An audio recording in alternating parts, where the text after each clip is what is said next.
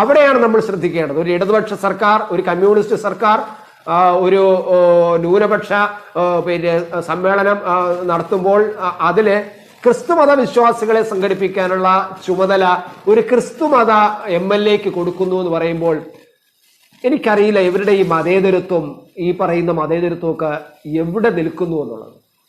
ക്രിസ്ത്യാനികളെ സംഘടിപ്പിക്കാൻ ക്രിസ്ത്യാനിയായ ഒരു MLA അല്ലെങ്കിൽ ക്രിസ്ത്യാനിയായ പാർട്ടി നേതാക്കൾ, ക്രിസ്ത്യാനികളായ പാർട്ടി പ്രവർത്തകർ, മുസ്ലിങ്ങളെ സംഘടിപ്പിക്കാൻ മുസ്ലിമായ ഒരു പാർട്ടി MLA, മുസ്ലിങ്ങളായ കുറെ പ്രവർത്തകർ, ഹിന്ദുക്കളെ സംഘടിപ്പിക്കാൻ ഹിന്ദുക്കളായ കുറെ പാർട്ടി പ്രവർത്തകർ, അങ്ങനെ ഈ മതങ്ങളെ സംഘടിപ്പിക്കാൻ വേണ്ടി പാർട്ടിയെ ഇങ്ങനെ തയ്യാറാക്കിയെടുക്കുന്ന ഒരു സംവിധാനമാണ് നമ്മൾ കാണുമ്പോൾ ഈ കമ്മ്യൂണിസ്റ്റ് പാർട്ടി എന്ന പാർട്ടിയുടെ അവരുടെ ഈ ആദർശമുണ്ടല്ലോ, പ്രത്യയശാസ്ത്രം എന്ന് പറയുന്നത്, അതായത് വൈരുദ്ധ്യാധിഷ്ഠിത ഭൗതികവാദത്തിൽ ഉൾപ്പെട്ട മാർക്സിസ്റ്റ് ലെനിനിസ്റ്റ്, മാർക്സിസമാണ് പിന്നീട് ലെനിനിസ്റ്റും കൂടെ വന്നതാണ്, എന്നാലും ആ മാർക്സിസ്റ്റ് ചിന്താഗതി എവിടെ എത്തി എന്നുള്ളതാണ്.